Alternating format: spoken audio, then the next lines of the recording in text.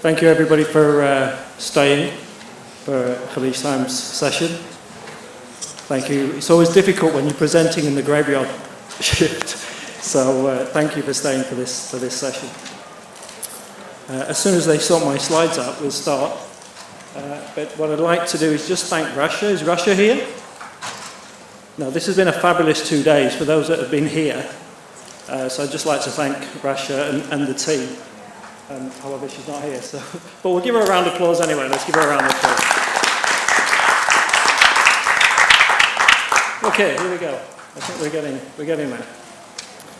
So, I'm going to talk about Khaleej Time's Web 2 to Web 3. Okay.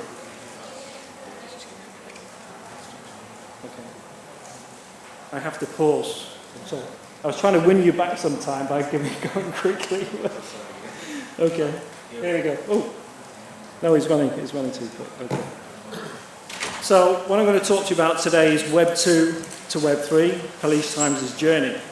And what I'll do is I'll kick us off with a quick video just to do an introduction to Khaleej Times. Be inspired and discover the UAE with Khaleej Times, the country's leading news brand. Credible, transparent and committed to the people of the UAE. We bring you the news, views from the region and beyond on digital, print, apps and social media.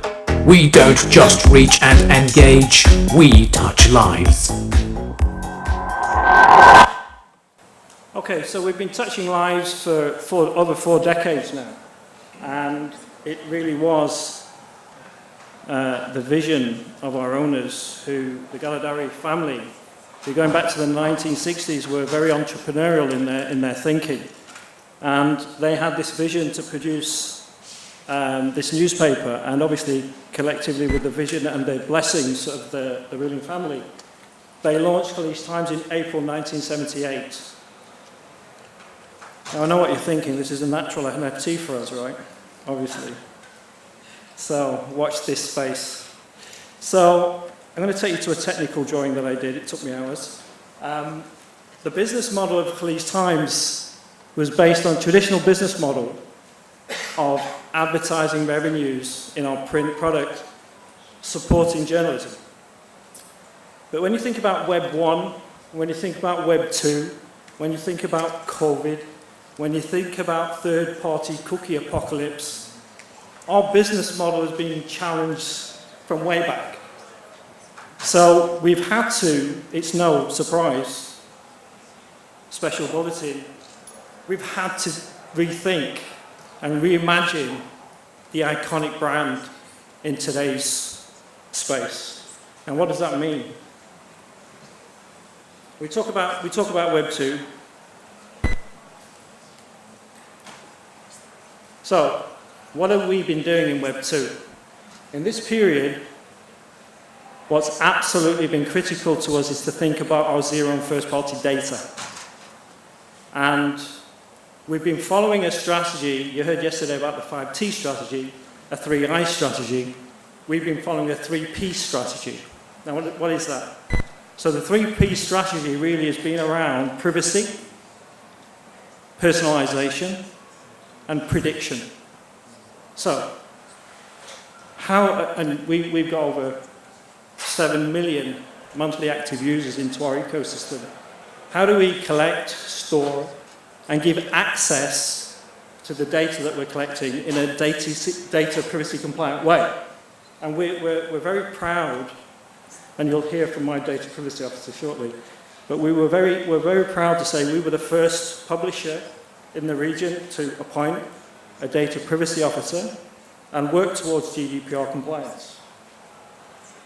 So what have we been doing? What we've been building is that data privacy technology. In addition to that, the next part of that personalization, how do we personalize the experience? Because that's really critical. And then how can we build algorithms that will predict what our audiences want from us in the future? So it's been a busy time. And if I show you the tech stack that we built, we had to centralize our data.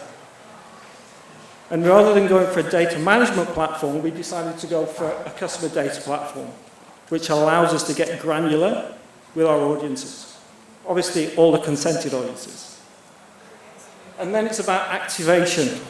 So what we built through this tech stack is not only stitched profiles, but 60 bucketed audiences where we know who's reading what and when, and how deep are they reading into our content. 2 weeks ago, we launched our metaverse section. So we are helping brands connect with their audiences right across that funnel. So, what's our reach? Oops.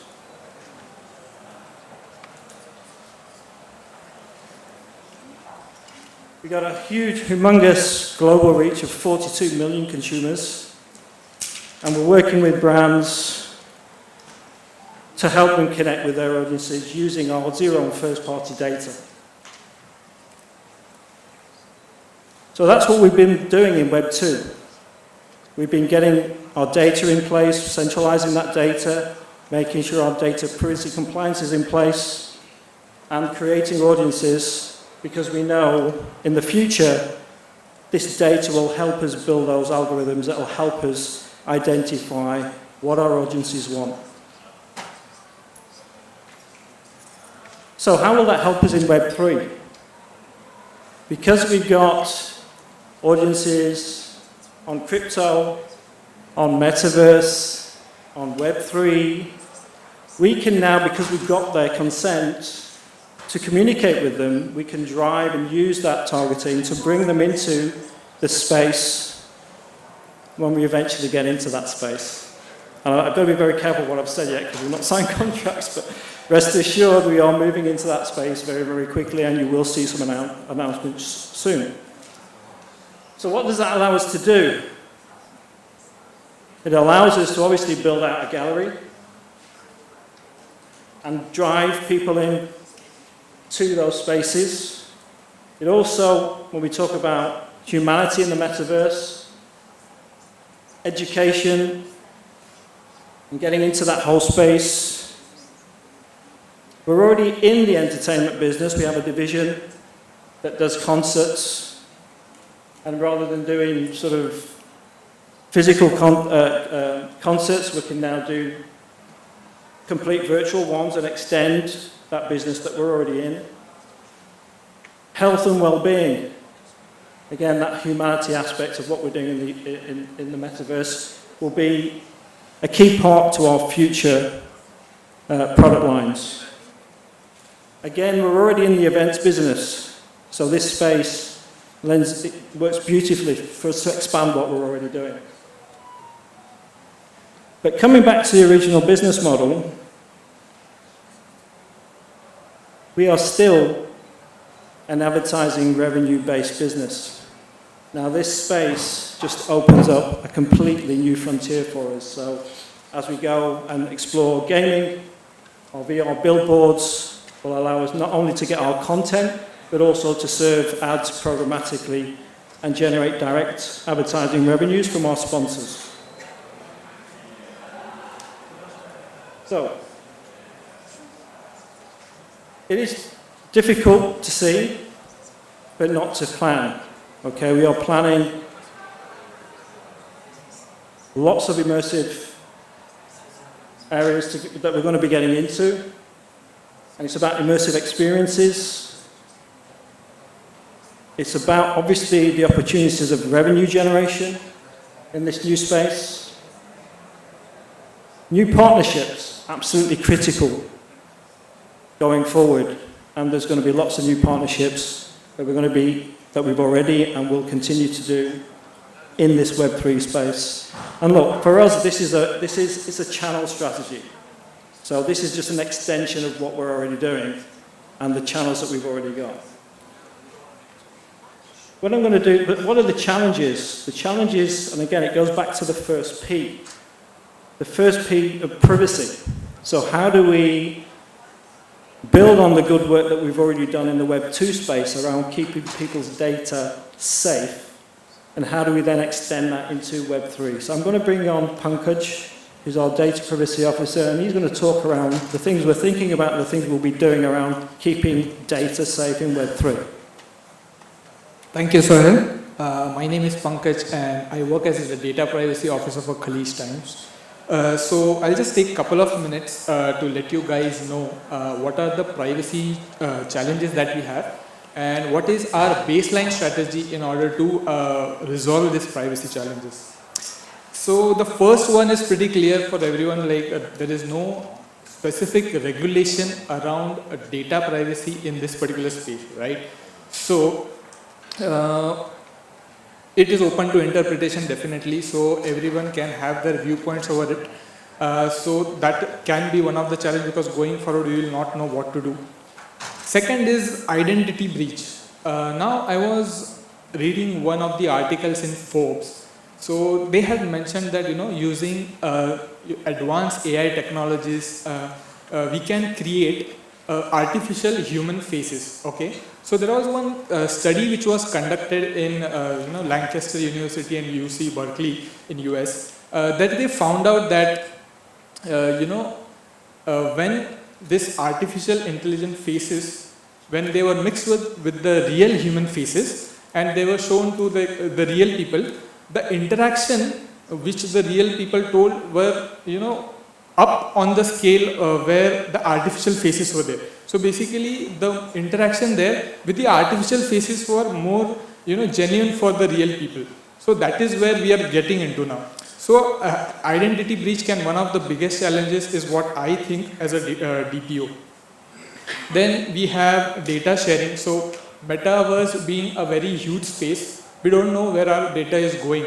So data sharing, knowing and applying that layer of data privacy over it becomes very, very difficult. Then protection of sensitive personal data. Now when we say sensitive personal data, metaverse has the capability to capture data like your movements, your facial expressions, your eye movements, your vocal expressions. So all these things becomes very difficult to protect in real time. So this can be one of the challenge. And lastly, the source of data. Now the data comes from various sources like your social media, third-party software, digital assets, avatars, everything. So we don't know the source of the data, and if we don't know the source of the data, then applying that layer of data privacy becomes very, very difficult. So this, in my view, is what the upcoming privacy challenges could be. Now this is just like a tip of an iceberg because we definitely don't know the space that much, but going forward, yes, as and when the many like the governments come in and they start to have the regulation in place, that time we'll get to know like how and this particular challenges can be met.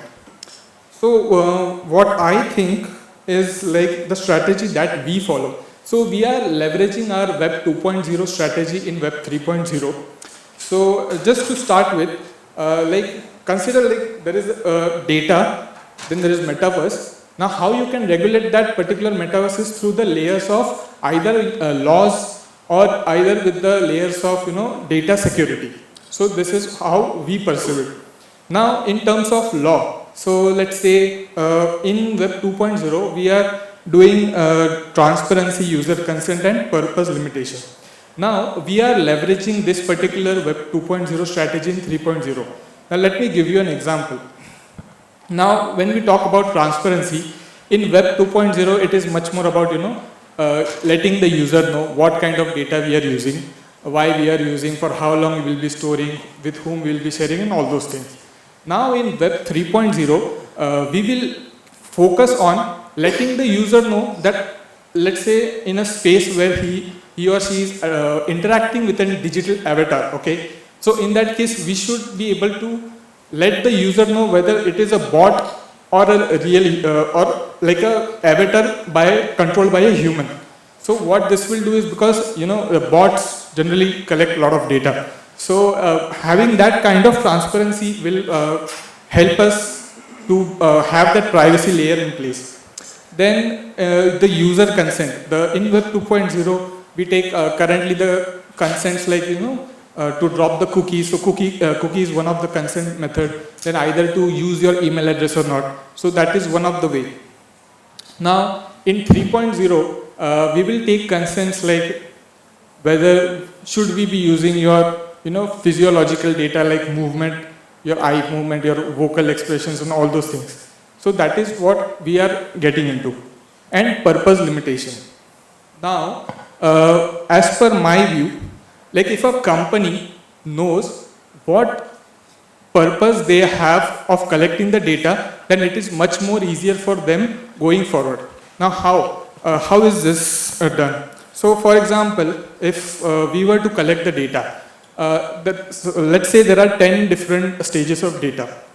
We now define the purpose like, okay, we are collecting certain personal data for advertising. So in that case, we will know that we would not require physiological data like the movement and all those things. So we at an organization level know that the purpose of collecting the data. So that will help us to only limit our collection to the data that we only require and not otherwise. So that is about the law layer. And anonymization is more about the data security. So data masking, so right, the credit cards that we are using on some, when you are on a payment portal or when some company has to remind you about it, so they hash the data, like XXXS comes and last 4 digits are visible. So that is like one of the layer of data masking. And pseudonymization is a technique where your real name gets replaced by an artificial name. So for example, my name Pankaj, it's replaced with some other name.